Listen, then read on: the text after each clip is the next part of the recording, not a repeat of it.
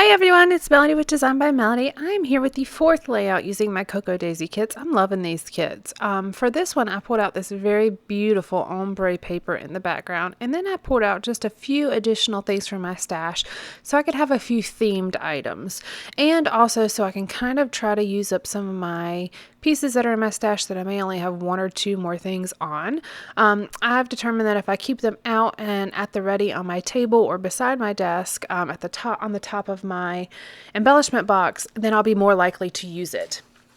So what I've pulled out here, first of all, is this beautiful ombre paper, like I mentioned, and it is from the Cocoa Daisy kit, of course. And what I decided to do, I decided to keep that manufacturer strip at the bottom, which is that dark grid pattern, and I decided to actually just trim a bit off the top instead.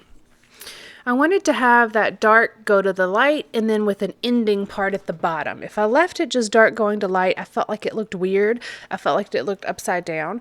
So the only way that I could use it with that dark at the top, I felt, was to have some sort of border at the bottom. So that's what I did. Now I've got these two small photos. I also had them printed in 4x6, but I liked the look of the smaller photos first. I accidentally printed them this way, to be honest with you. I thought they were going to go in my Project Life spread, and they didn't, so that's why they're this size. So I just matted those on some little bits and pieces of the glassine bags that I had left from the packaging of these kits. And then I'm just kind of flipping through the other papers that are in the kit, trying to determine what else I want to put here.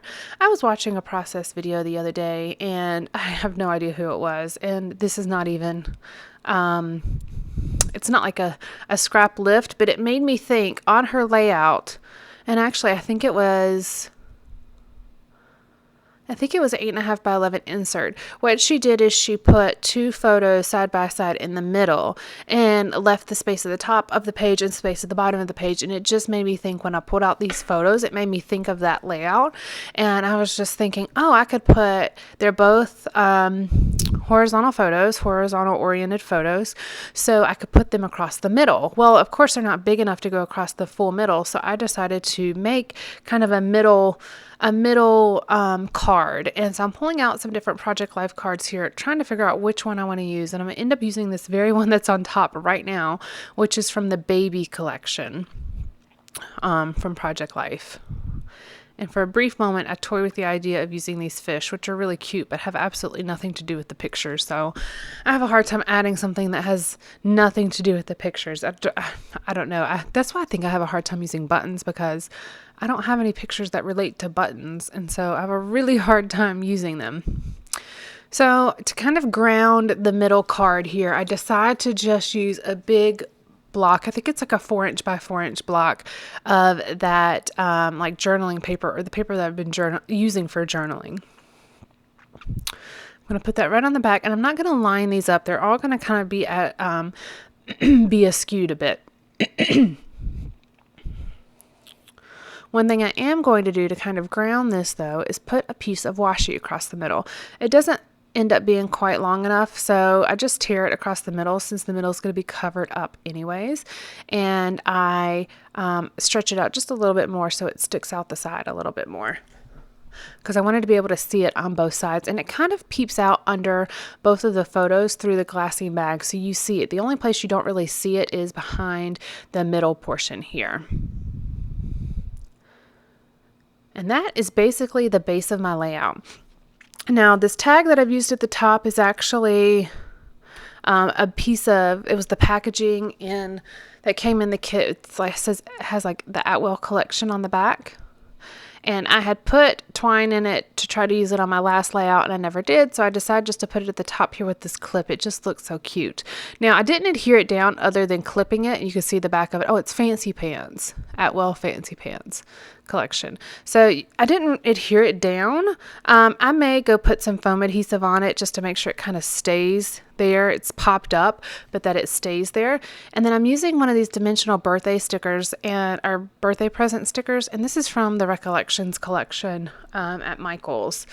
And it had this really pretty blue and pink birthday present, and it's got a little gem on it, and it's got some like shiny glitter it's not really glitter, it's just kind of some shiny swirls on that blue.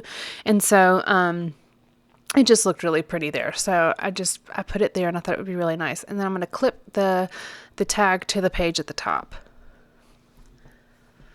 Now, as I mentioned, I'm keeping a few of these things out on my desk, which are kind of to the right, those word stickers, and then those rub-ons that I just used. Those are in those where there's only like 1 or 2 pieces left, or there's less than half of the word sticker sheet left.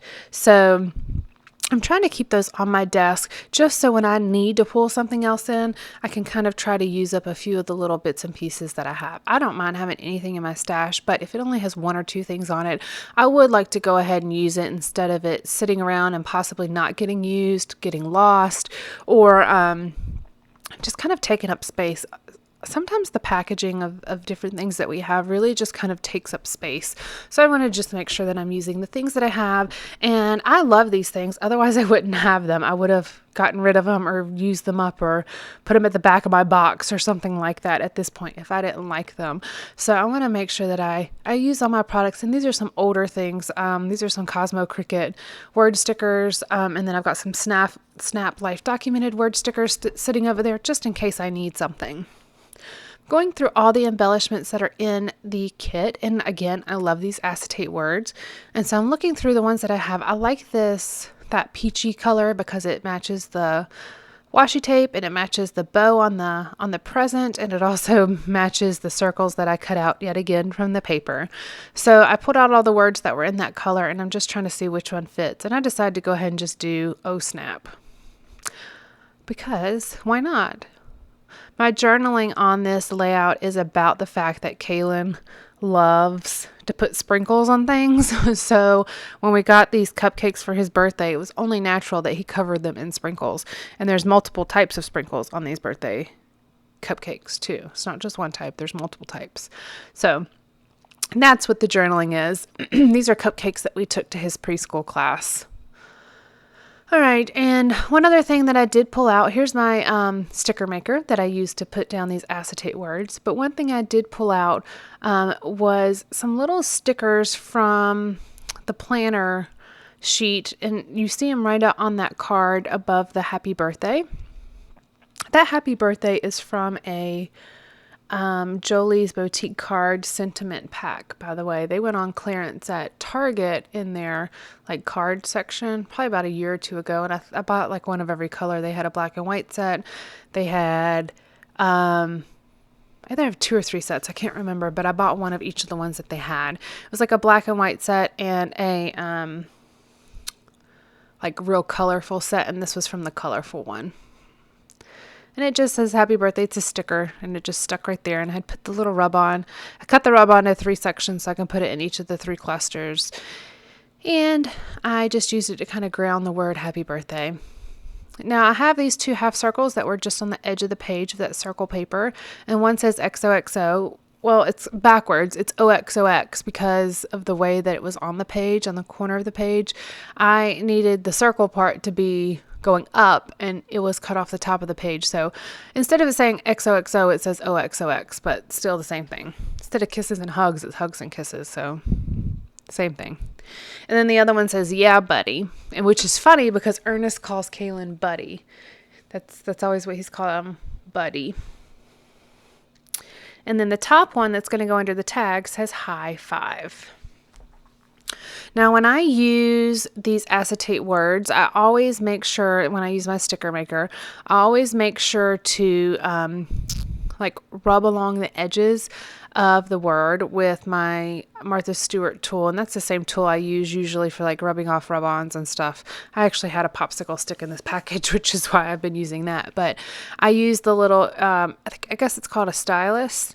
And I use it with my, instead of a bone folder whenever I'm using my Martha Stewart scoring board. There we go. I couldn't come up with that word. But this right here. See, I'm using it with my rub-ons. I thought I'd use the popsicle stick. No, I actually use the rub-ons. I mean the stylus. But anyways, I use that to run around the edge of the words or whatever it is that I put through my sticker maker, just to make sure it kind of gets the adhesive off the edges. It keeps it from being that stickiness just around the edges. And that annoys me. I mean, it's not that big of a deal, but it annoys me. So whenever I can kind of get rid of that, I will. Those 2 little stickers that I just put down, the banners, those are from the planner sheet, as I mentioned. I'm adding a word sticker from this life documented set, and it says this right above the happy birthday. And then I'm going to put yes, please on the, excuse me, on the photo with the cupcakes. This is another little piece of that card that I had been using in the first couple layouts that I made with this kit. It was the business card that had the tag on the back side. This is just another little piece of that. I made a tab out of it. And this is the last, there's one little tiny piece of it left. I've definitely kind of stretched that. Not that I needed to like stretch the supplies, but I like to conserve and use. If it's going to be covered up, I'll cut it off. That way I can keep using it. So I pulled out these sequins from my stash, and they're kind of a pale pink. They match the peachy pink of the snap and of the washi tape and of the other elements on this page. So I added those on the happy birthday card, and then I'm going to add these white enamel homemade dots that I made myself on the teal background. It pops a little bit better off the background than the sequins did.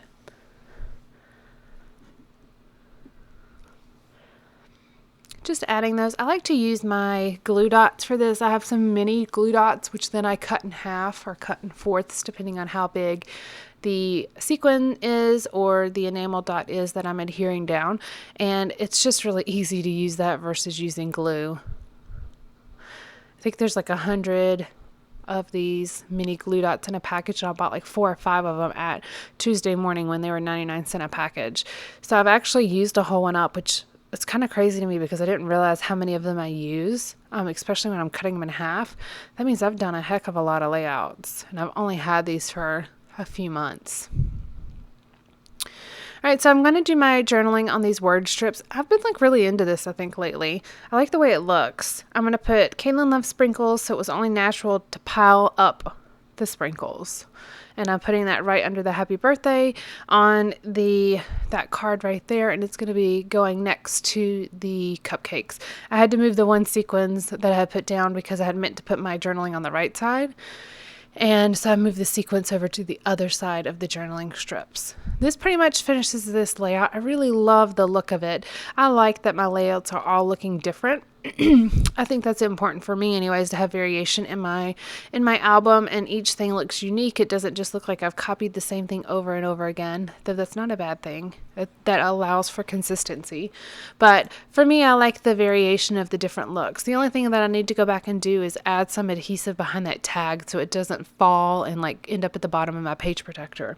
But other than that, this layout is done. Thank you so much. Make sure you check out the blog and also give a thumbs up to this video if you liked it, and hit subscribe if you're not a subscriber already. Thank you guys. Enjoy your afternoon and happy scrapping. All right, I'll talk to you later. Bye.